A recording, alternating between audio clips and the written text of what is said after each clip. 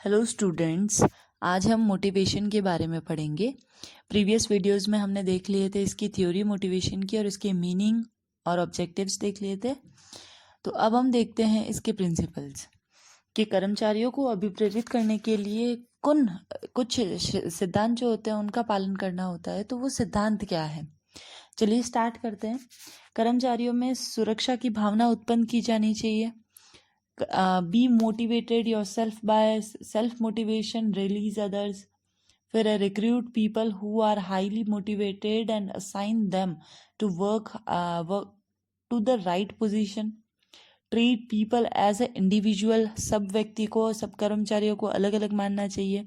Set challenging but realistic target, जो target है उसको हमको सेट ऐसा करना है कि वो पॉसिबल हो सके, रियलिस्टिक लग सके। फिर ए फोकस ऑन प्रोग्रेस, उन्नति पर ध्यान देना चाहिए हमको।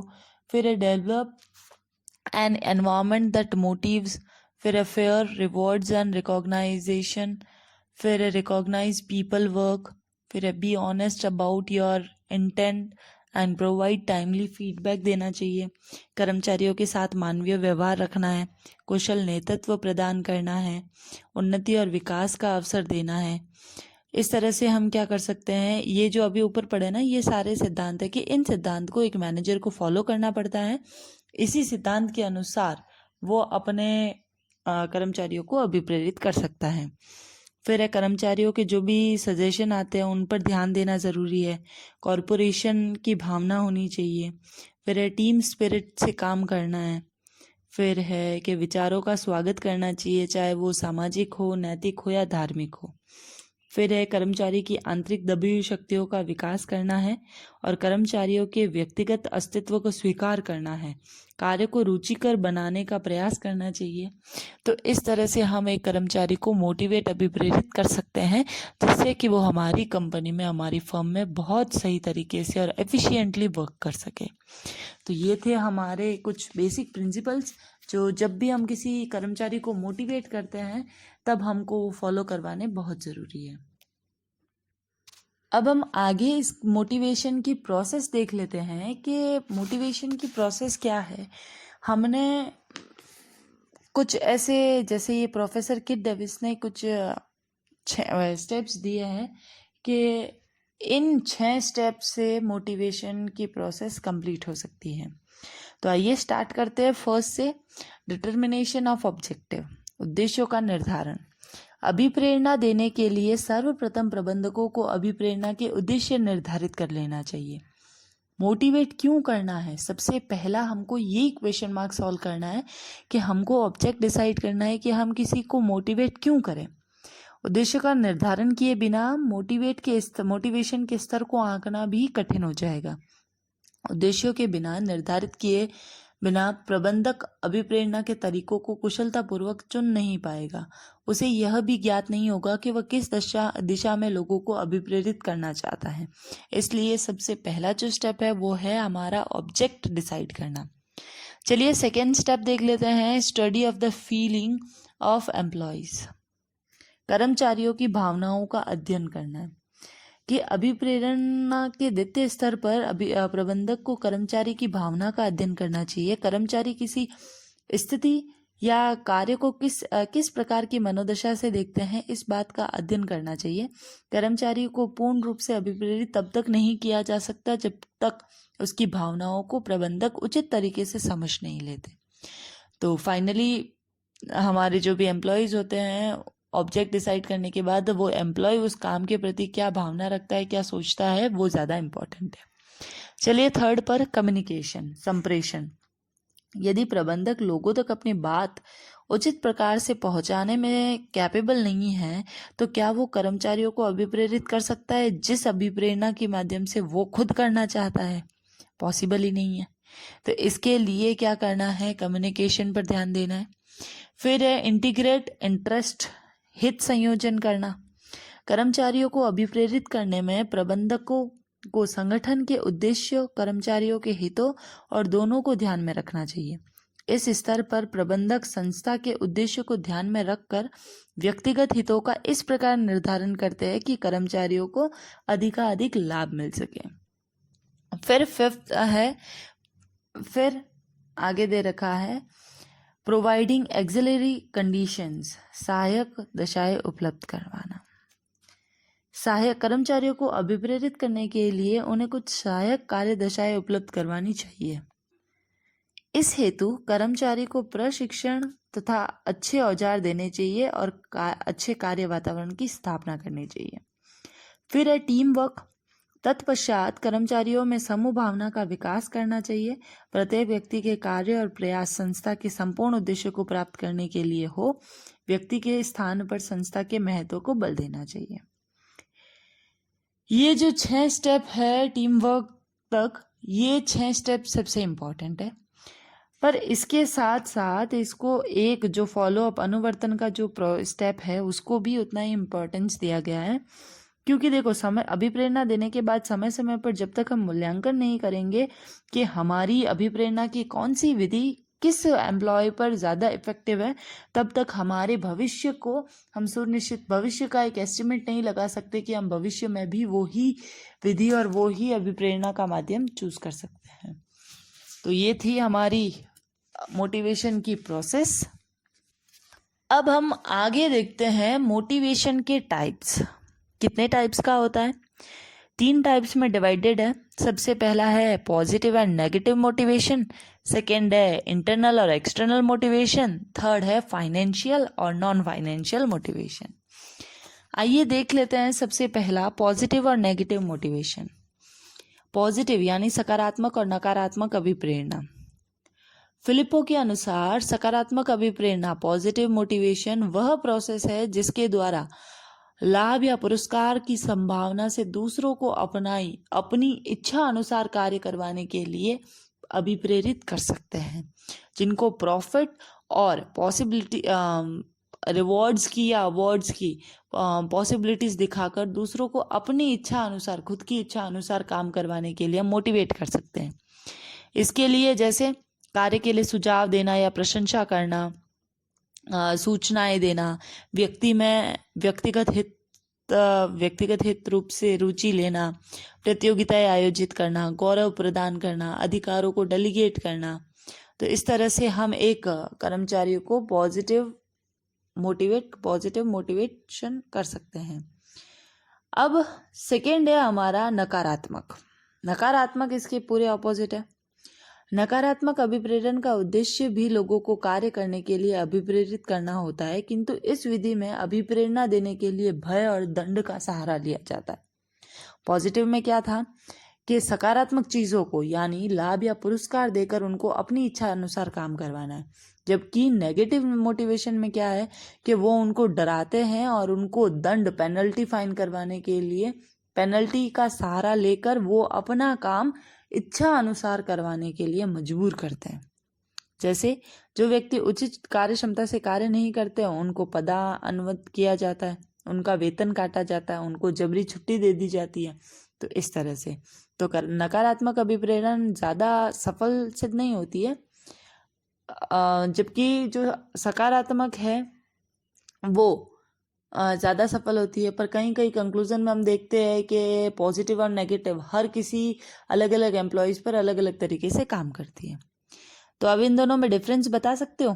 चलिए डिफरेंस देख लेते हैं कि जो पॉजिटिव अभिप्रेरणा है, सकारात्मक अभिप्रेरणा, वो कर्मचारी के कार्य की प्रशंसा की जाती है। उसमें नेगेटिव में क्या किया जाता है? कार्य की बुराई की जाती है और उसको भय दिखाया जाता है। कंसिडरेशन आप देख लेते हैं। सेकेंड बेस है कंसिडरेशन कि पॉजिटिव मोटिवेशन में कंसिडरेशन ज़्यादा मिलता है, ज़्यादा सम्मान मिलता है, प्रमोशन मिलते हैं, जबकि इसका विपरीत है नेगेटिव में कि अगर आपने कंसिडरेशन क्या मिला नेगेटिव में? भय और दंड, जिससे डिमोशन भी हो सकता है। एंड थर्ड है इसका इफेक्ट क्या पड़ता है कि कर्मचारियों के मॉरल इंक्रीज होता है सकारात्मक से और उसकी कार्य क्षमता भी बढ़ती है, जबकि नेगेटिव से हमेशा आशा के विपरीत माना जाता है, वो डिमोटिवेट होते जाते हैं अपने आप। तो इस तरह से था हमारा ये फर्स्ट टाइप पॉजिटिव और नेगेटिव मोटिवेशन। आइए अब देख लेते हैं इंटरनल और एक्सटर्नल। बाहरी अभिप्रेरणा वह है जो कार्य के अतिरिक्त स्रोतों से प्राप्त की जाती है। ये अभिप्रेरणा कार्य के समय उत्पन्न नहीं होती है तथा इनका लाभ कार्य के उपरांत ही प्राप्त होता है। अधिक वेतन, सीमांत लाभ, सेवानिवृत्ति योजनाएं, जीवन बीमा, विश्राम का समय, छुट्टियां इत्यादि, ये हमारे एक्सटर्नल्स। और इंटरनल्स जो है वो एक कार्य के दौरान उत्पन्न की जाती है, जैसे मनुष्य की सामाजिक और अहंकारी आवश्यकताओं को पूरा करना, जैसे जो अमौद्रिक होती है, जो जिसको हम मनी में काउंट नहीं कर सकते, जैसे सम्मान, रिस्पॉन्सिबिलिटी, अजम्पशंस, पावर्स, पार्टिसिपेंट्स, ये सारे हमारे इंटरनल के फैक्टर्स हैं।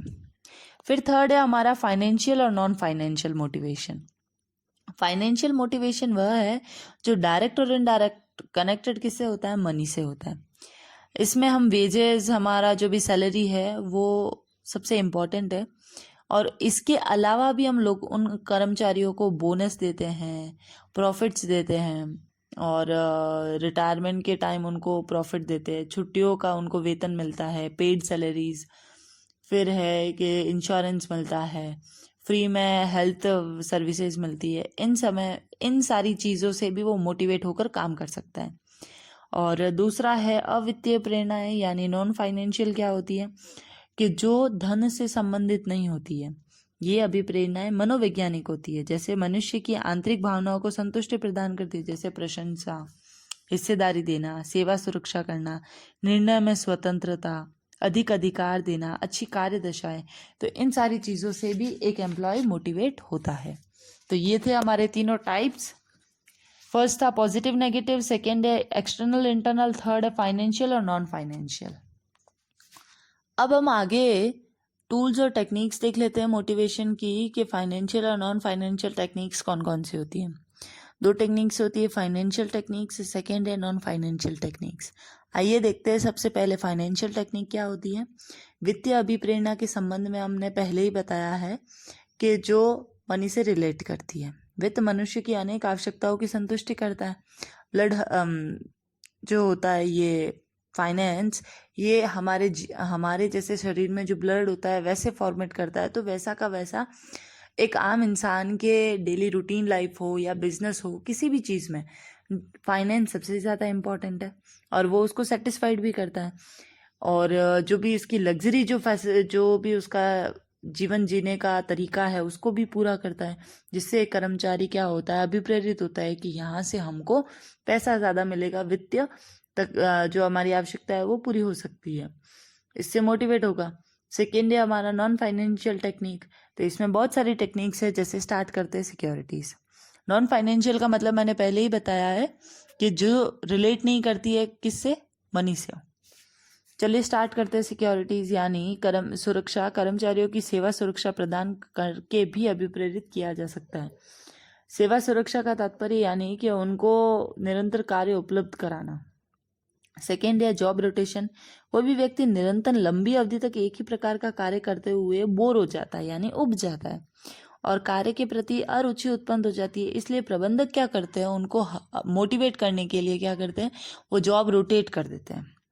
थर्ड है हमारा जॉब एनलार्जमेंट, कार्य विस्तार विधि प्रत्येक कर्मचारी से एक ही समय पर एक ही कार्य के बजाय आपस में संबंधित कई कार्य, 3-4 कार्य करवाने का सुझाव देती है। इससे उसे प्रतिदिन विभिन्न कार्य करने का अवसर मिल जाता है और कार्य के प्रति रुचि बढ़ जाती है। तो सबसे पहला था सिक्योरिटी, सेकेंड है जॉब रोटेशन, थर्ड है जॉब एनलार्जमेंट। फोर्थ है जॉब एनरिचमेंट, कार्य संपन्नता, यानी कि कार्य संवर्धन के कारण कर्मचारी के अधिकार बढ़ते हैं। होता क्या है कार्य संवर्धन के लंबवत वर्टिकल स्ट्रक्चर होता है ये इसका। प्रत्येक कर्मचारी को अधिक अधिकार और दायित्व या चुनौती सौंपी जाती है, जिससे वो अपने ज्ञान का, अपने अनुभव का और अपने डेवलपमेंट को उसको अपॉर्चुनिटी मिलती है, और उसका मान सम्मान बढ़ता है और पारिश्रमिक बढ़ता है, जिससे वो मोटिवेट हो सकता है।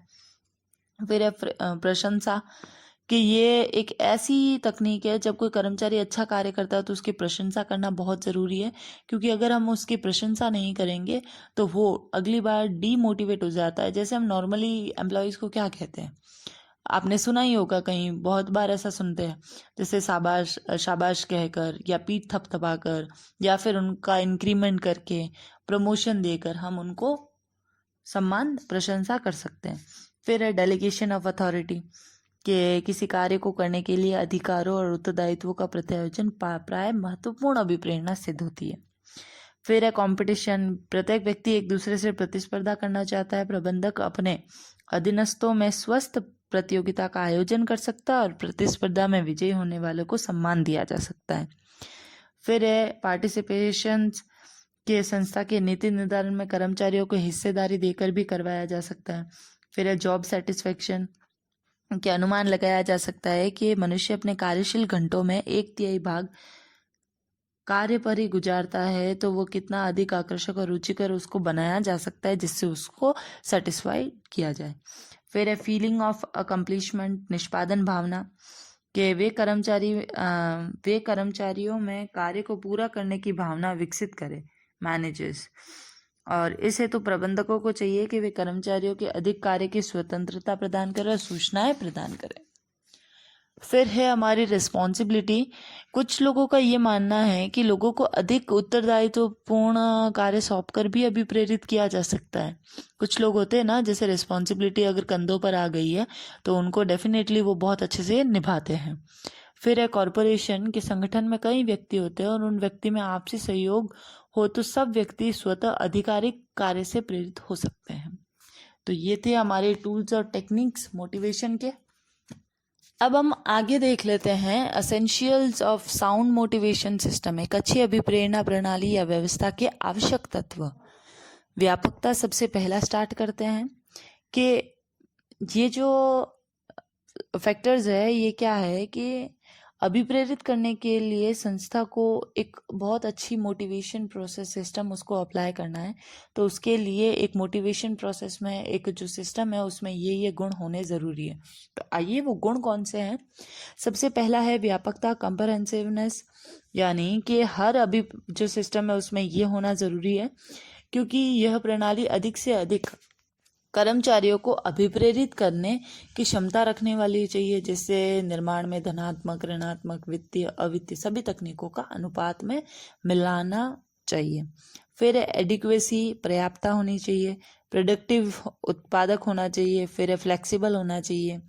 Simplicity, continuity, scientific, competitive, economical and judicious, न्यायपूर्ण होना चाहिए। तो इस तरह से अगर ये सारे पॉइंट्स अगर किसी मोटिवेशन सिस्टम में है तो मोटिवेशन सिस्टम बहुत अच्छे से डेवलप और इम्प्लीमेंटेशन हो सकता है उसका। तो आज हमने प्रिंसिपल्स देख लिए, उसके बाद प्रोसेस देखी मोटिवेशन की, देन उसके बाद हमने कुछ टाइप्स देखे और फिर हमने टूल्स एंड टेक्निक्स देखी और लास्ट में हमने देखा कि ऐसे कौन कौन से एसेंशियल्स हैं जो मोटिवेशन सिस्टम को और बेटर बना सकता है। तो आज हमने इतना सब कुछ पढ़ लिया। आज की क्लास हम यहीं ख़त्म करते हैं। Thank you.